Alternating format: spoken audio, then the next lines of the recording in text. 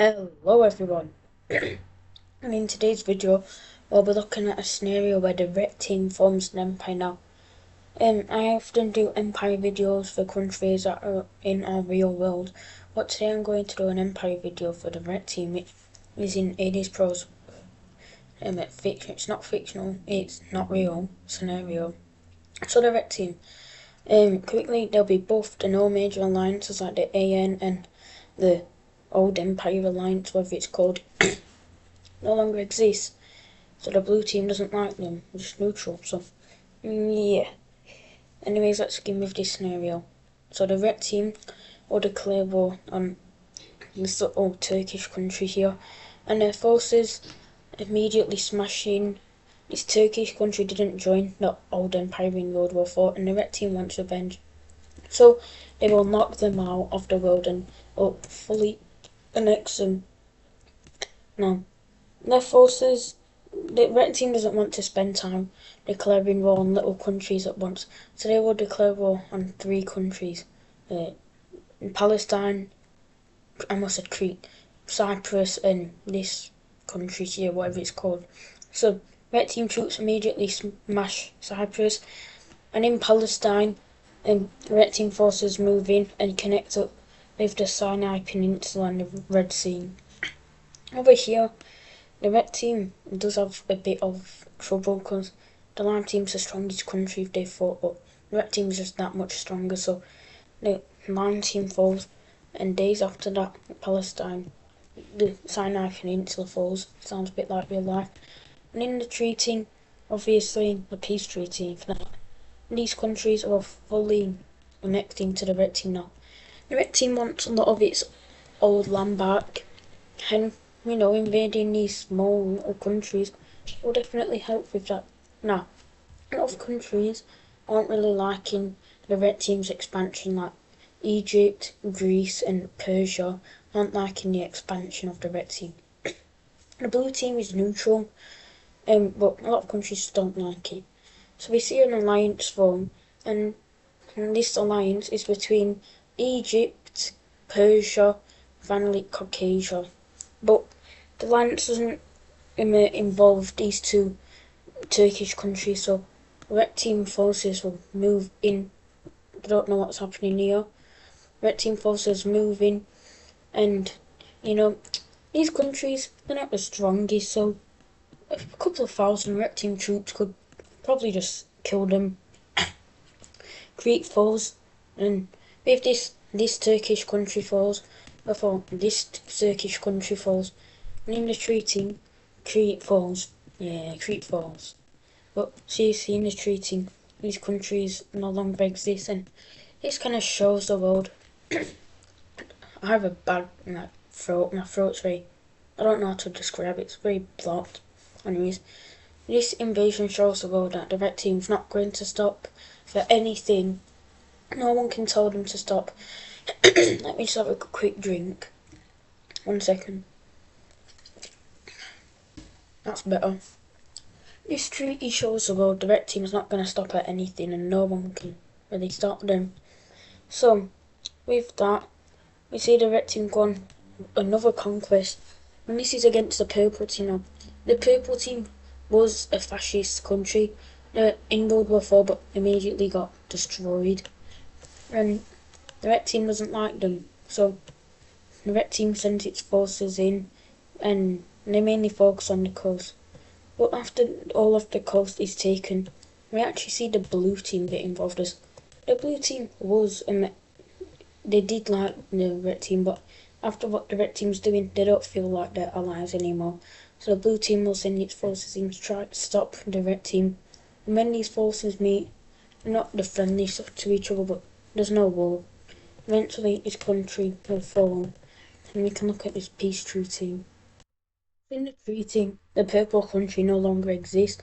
The red team the red team definitely got a majority of the land, but the blue team also got its fair share. But the blue team will join up in the alliance with the Persians, Egyptians, and I think the Caucasian, no, the Greeks. Anyways, the red team will kind of go on an overseas quest. Will take over all of the green team, so that's nice. But they will declare war. In this country here, the orange one, and whatever this colour is, that's reddish, I don't know. So, red team forces will move out, and yeah, these red team forces have been training. The navies of these countries I don't know what their navies are like, they probably are very bad. My throat is still very, very bad, so yeah. What I'm trying to say is, the red team's having an easy time supplying their troops, and after this country falls, it doesn't take long for these other countries to fall. And the red team shows the world they can do anything. And once again in the treaty, they're all fully annexed into the red team.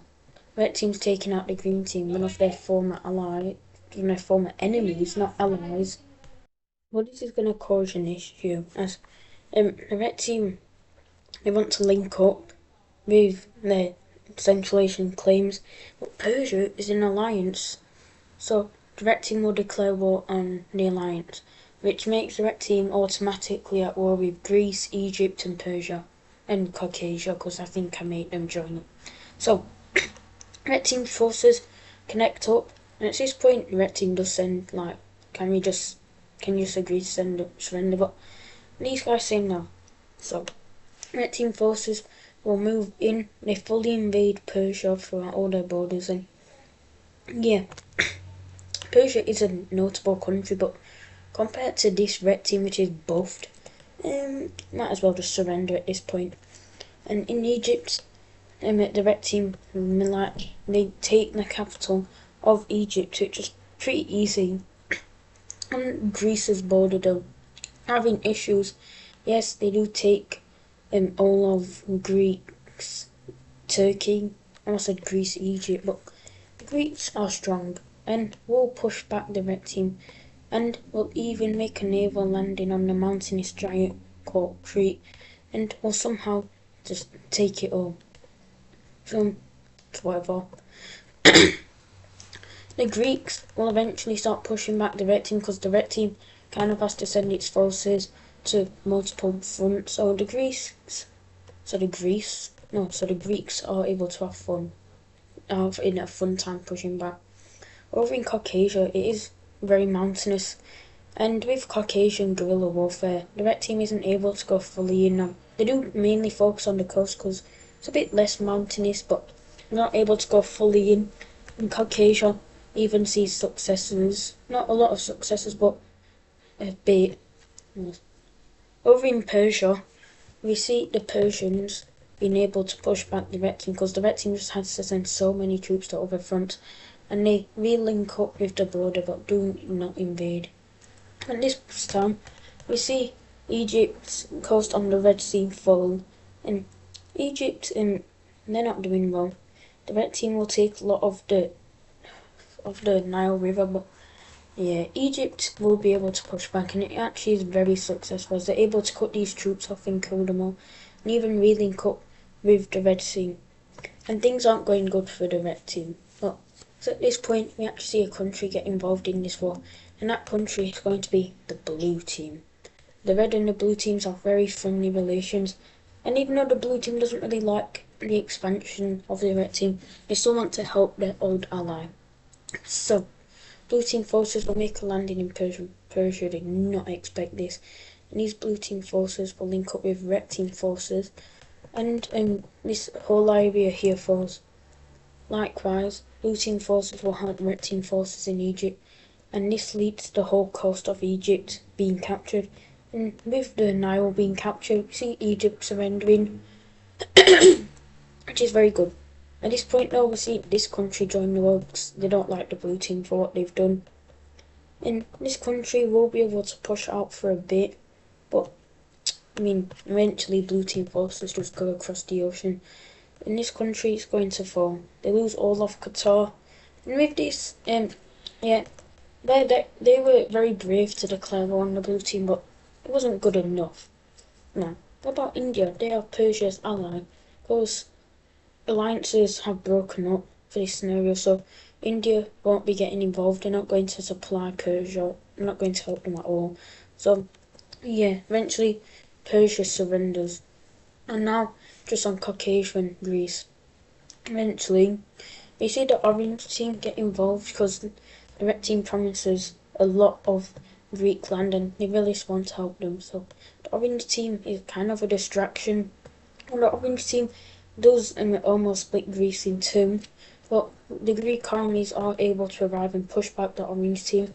But it's kind of late for Greece as the whole of Turkey falls from Greece and they're able to invade mainland Greek areas.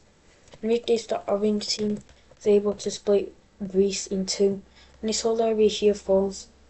And Greece, not wanting to lose a lot of land, will surrender.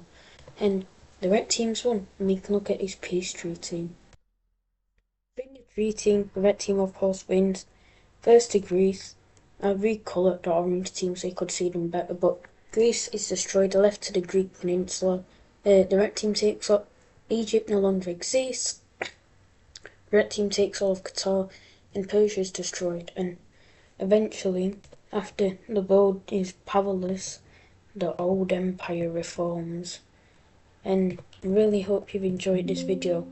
I've enjoyed it, and I hope it gets a lot of views.